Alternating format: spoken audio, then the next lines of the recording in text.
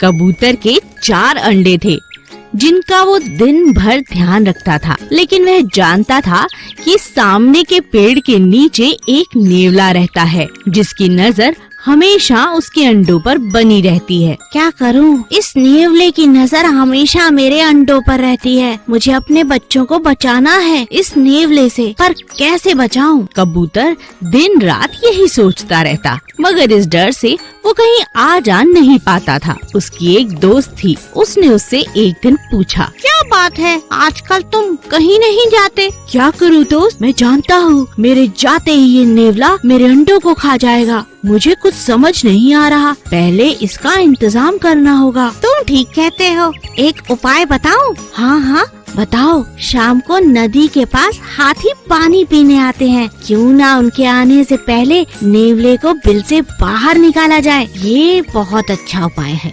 कबूतर ने इसी मौके का फायदा उठाया। शाम को जब हाथी पानी पीने के लिए उस तरफ आए तो चालाकी से कबूतर ने नेवले के बिल के पास जाके कहा, मैं जानता हूँ तुम्हारी नजर मेरे अंडों पर है, मगर मुझे बहुत जरूरी काम से बाहर जाना है।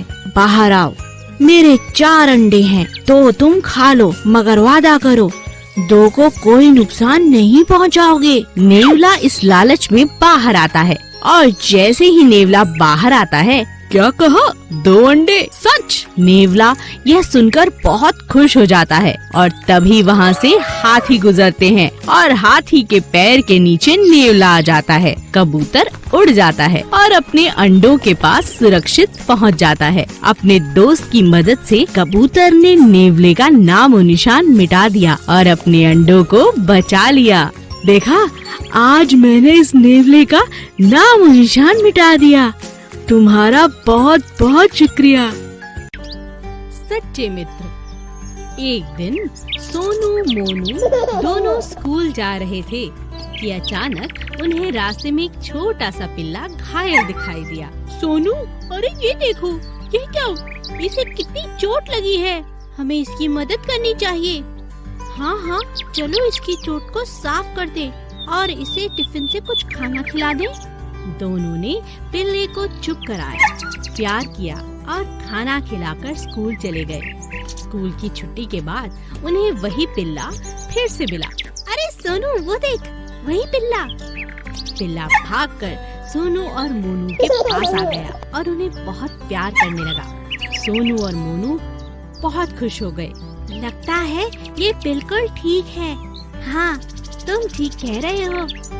चलो इसका नाम रखते हैं। हाँ हाँ, बताओ, आज से हम इसका नाम टाइगर रखते हैं। दोनों जहाँ जाते टाइगर अब उनके साथ जाता। दोनों बहुत खुश रहते।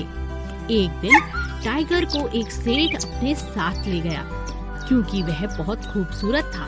सोनू और मोनू देखते रह गए मगर कुछ कर न पाए क्योंकि वे बहुत छोटे थे। टाइगर के बिना उनको बिल्कुल अच्छा न लगता। वे उसे बहुत याद करते। टाइगर के बिना वे उदास रहते।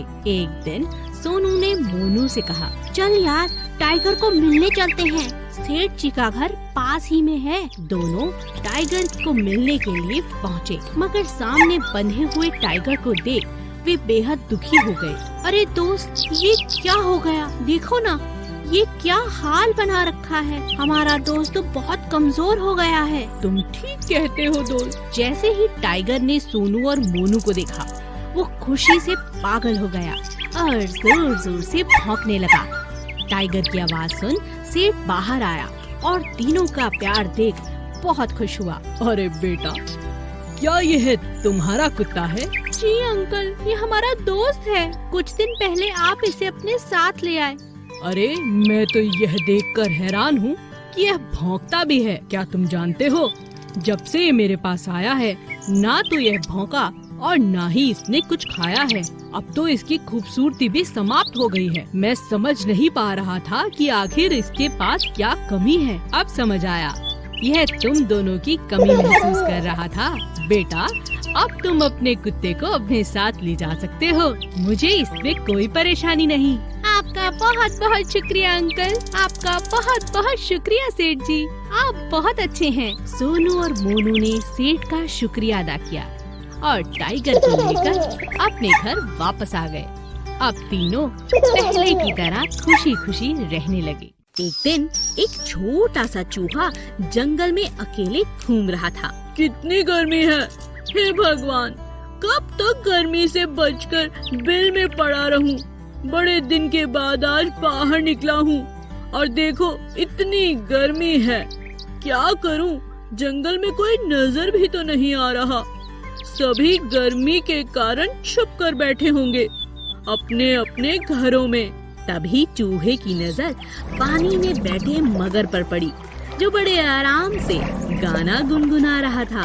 पानी में आता मजा, पानी है सबकी पसंद, पानी सा ना कोई और, पानी है सबसे भला।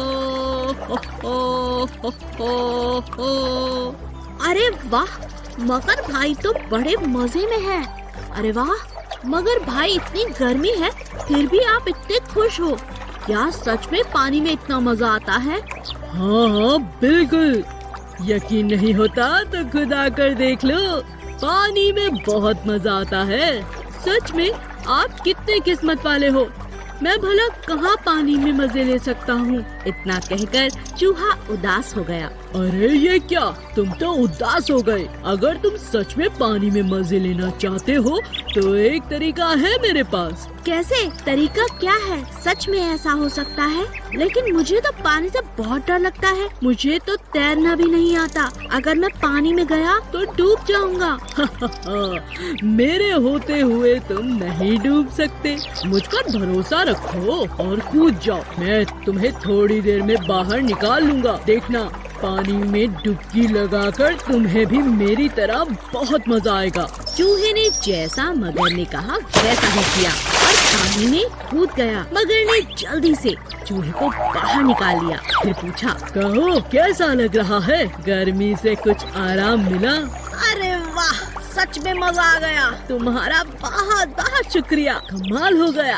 आज पहली बार किसी चूहे ने पानी से बिना डरे पूरा मजा लिया होगा।